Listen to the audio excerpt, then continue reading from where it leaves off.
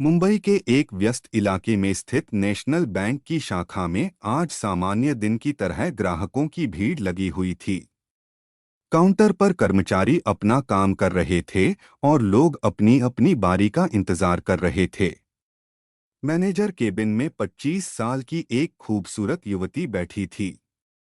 उसका नाम रिया मल्होत्रा था और वह पिछले 3 महीने से इस शाखा की नई मैनेजर थी। रिया बहुत मेहनती और प्रतिभाशाली थी।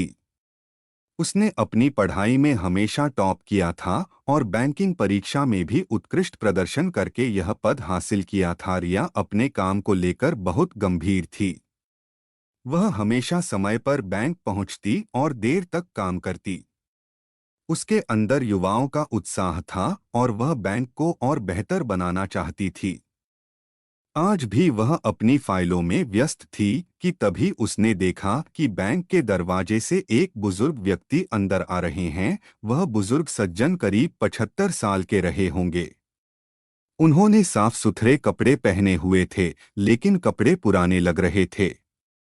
उनके बाल सफेद हो चुके थे और चेहरे पर झुर्रियां पड़ चुकी थीं। वह लाठी के सहारे धीरे धीरे चल रहे थे। उनका नाम देवेंद्र शर्मा था। वह इसी बैंक के पूर्व मैनेजर थे और 8 साल पहले रिटायर हो चुके थे। देवेंद्र जी ने अपनी पूरी जिंदगी इस बैंक को समर्पित की थी।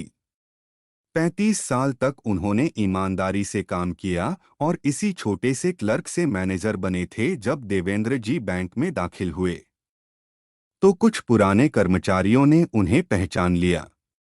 एक बुजुर्ग क्लर्क जिसका नाम रमेश था, वह तुरंत अपनी सीट से उठा और देवेंद्र जी के पास गया। देवेंद्र सर, आप? इतने सालों बाद रमेश ने खुशी और आश्चर्य से कहा। देवेंद्र जी ने मुस्कुराते हुए कहा, हाँ रमेश, बहुत दिन हो गए यहाँ आए हुए। आज कुछ जरूरी काम था। रमेश ने उन्हें बैठने के लिए कुर्सी दी और पानी लाया। फिर उसने पूछा, सर आप कैसे हैं? घर में सब ठीक है न? देवेंद्र जी की आंखों में एक उदासी झलकी। उन्होंने कहा, सब ठीक है रमेश, बस बुढ़ापा है। पत्नी का देहांत 2 साल पहले हो गया था।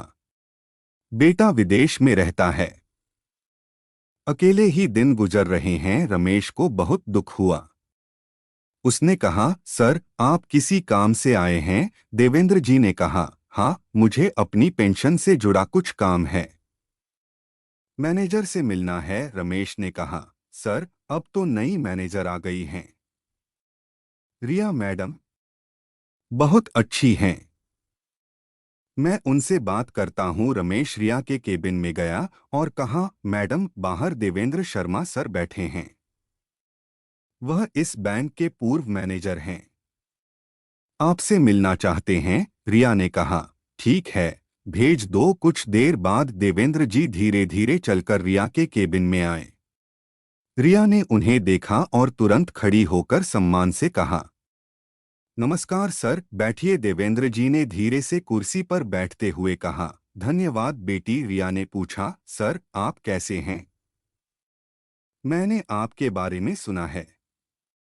आप इस बैंक के सबसे सम्मानित मैनेजर रहे हैं। देवेंद्र जी ने मुस्कुराते हुए कहा, वह तो पुरानी बात हो गई बेटी। अब तो तुम जैसे युवा इस बैंक को संभाल रहे हैं। रिया ने कहा, सर बताइए मैं आपकी क्या मदद कर सकती हूँ? देवेंद्र जी ने अपनी पॉकेट से कुछ कागज निकाले और कहा, बेटी मेरी पेंशन में कुछ समस्या आ रही है।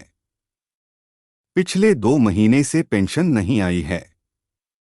मैंने हेड ऑफिस में कई बार फोन किया, लेकिन कोई जवाब नहीं मिला। तो सोचा कि अपने पुराने बैंक में आकर देख लूं। रिया ने कागज देखे और कंप्यूटर में जानकारी चेक की। फिर उसने कहा, सर यह तो तकनीकी गड़बड़ी है। आपका खाता अपडेट नहीं हुआ। मैं इसे तुरंत ठीक करवाती हूँ। उसने तुरंत संबंधित विभाग को फोन किया और निर्देश दिए। फिर उसने देवेंद्र जी से कहा, सर 2-3 दिन में आपकी पेंशन आ जाएगी। मैं खुद देख लूंगी। देवेंद्र जी को राहत मिली। उन्होंने कहा, धन्यवाद बेटी।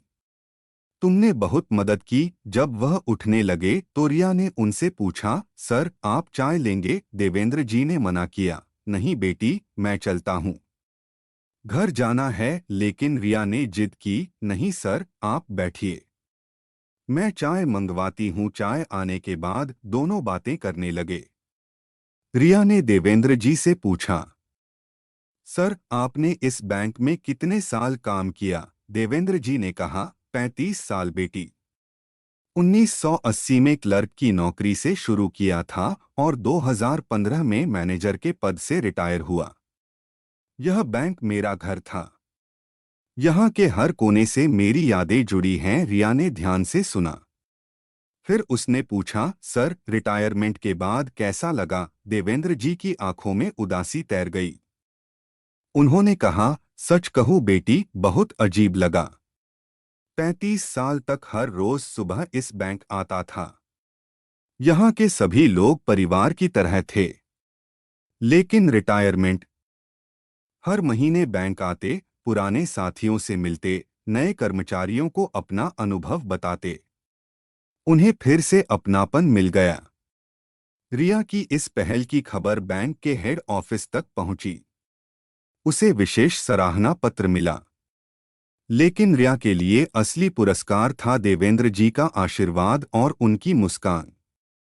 3 महीने बाद एक दिन देवेंद्र जी की बेटी अमेरिका से भारत आई।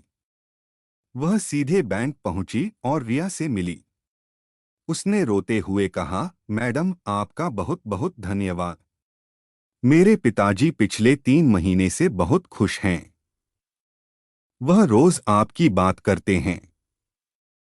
आपने उन्हें फिर से जीने की वजह दे दी। मैं उनके लिए कुछ नहीं कर पाई, लेकिन आपने सब कुछ किया। रिया ने कहा, यह मेरा फर्ज था।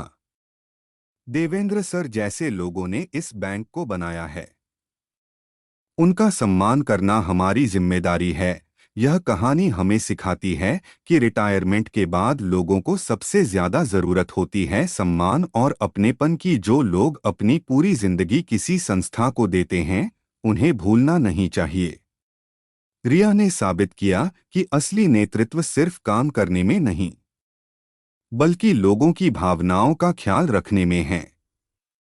बुजुर्गों का सम्मान और उनका अनुभव हमारी धरोहर है।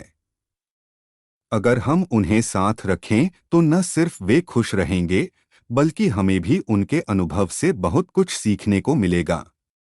ये से हाई वीडियो देखने लिए हमारे चैनल को सब्सक्राइब करें, वीडियो को लाइक करें, शेयर करें, कमेंट्स करें।